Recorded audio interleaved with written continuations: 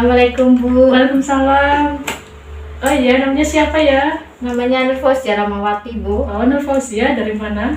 Dari Kuningan. Oh, sebelumnya udah kenal saya? Alhamdulillah udah Bu. Oh, udah kenal, alhamdulillah ya. Kalau udah kenal, Mbak Fauzia dari rumah atau dari kampus atau Iya. dari mana? Iya, saya dari rumah. Emang sengaja mau ketemu Ibu. Oh, kabarnya gimana Mbak Zia? Kabar saya kurang baik Bu. Saya ingin melakukan konseling karena ada masalah yang saya sampaikan kepada Ibu. Oh ya, sebelumnya Mbak Fauzia udah tahu apa itu konseling? Saya sudah tahu sih Bu, sedikit. Intinya tuh seseorang yang punya masalah biar bisa mendapat solusi kan Bu? Ya, benar sekali. Jadi layanan konseling atau proses individu ini merupakan proses untuk menyelesaikan suatu masalah ya Mbak.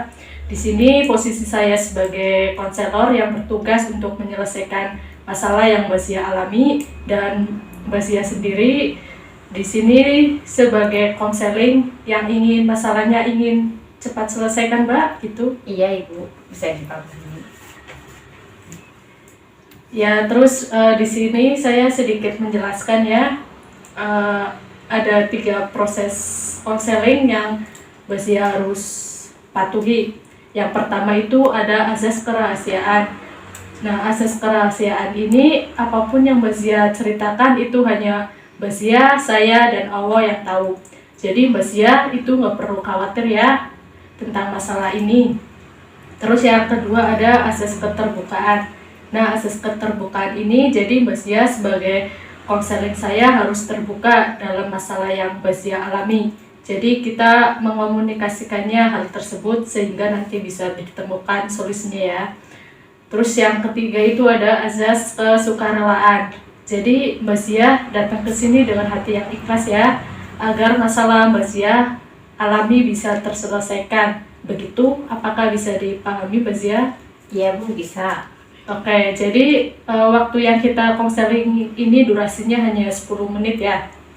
Jadi tadi kan Mbak Zia bilang kalau kondisinya lagi kurang sehat atau sedang tidak baik.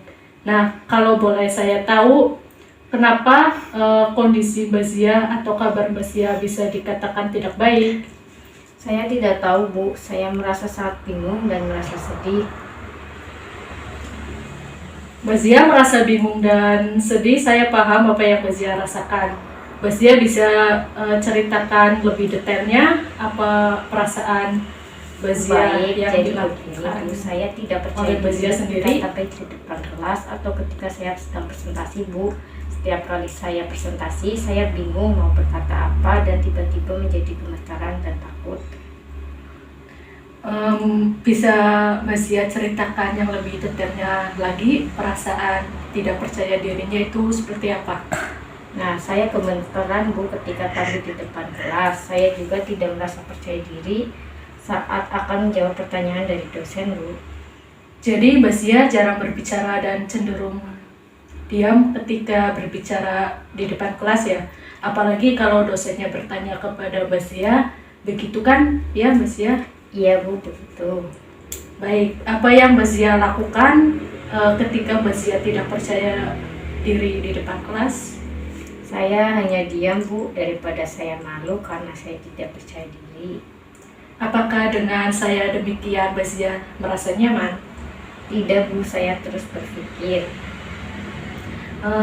Jadi sepertinya Mbak Zia berpikir bahwa segala sesuatu yang harus dilakukan Mbak Zia itu harus sempurna tanpa ada kesalahan. Benar demikian Mbak Zia? Benar Bu, memang saya orang yang sangat perfeksionis.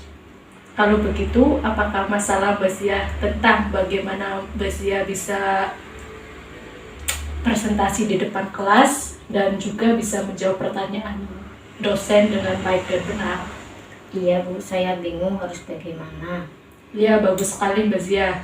Sudah bisa mengetahui masalah yang Mbak Zia alami, yaitu bagaimana cara biar bisa percaya diri di depan kelas dan juga bisa menjawab pertanyaan dari dosen supaya Mbak Zia tidak gugup lagi. Iya Bu, saya ingin bisa tampil di depan kelas dengan percaya diri dan bisa menjawab pertanyaan dari dosen tanpa gugup. Bagus sekali keinginan Mbak Zia. Saya sangat senang mendengarkannya. Lalu, apa Mbak Zia sudah memiliki cara untuk mengatasi masalah Mbak Zia tersebut? Baik Bu, saya akan berusaha melakukan yang terbaik agar saya merasa percaya diri saat presentasi dan menjawab pertanyaan dari dosen. Baiklah, kira-kira rencana Mbak Zia ke depannya bagaimana ya?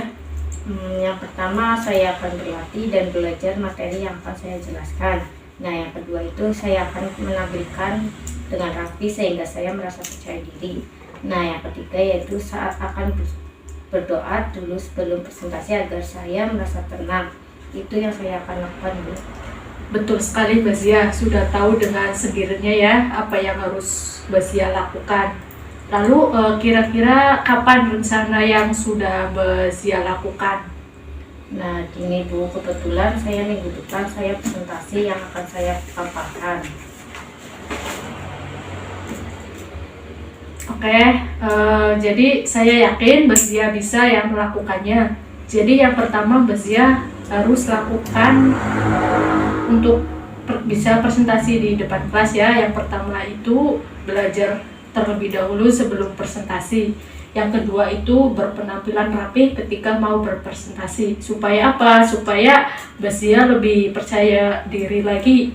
Dan yang ketiga itu Mbak Zia akan berdoa sebelum presentasi agar presentasi berjalan dengan lancar. Begitu Mbak Zia? Iya Bu, benar.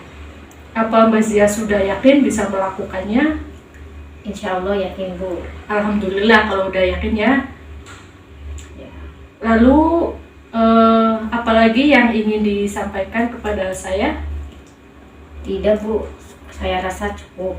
Oh, cukup ya. Oke, kebetulan juga waktunya udah berlalu ya, 10 menit. Kita harus mengakhiri konseling kita hari ini.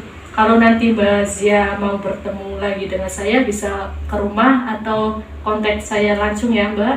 Iya Bu, mungkin minggu depan saya kesini lagi. Iya, nanti langsung kesini aja ya. Ya, baik Bu, terima kasih. Sama-sama.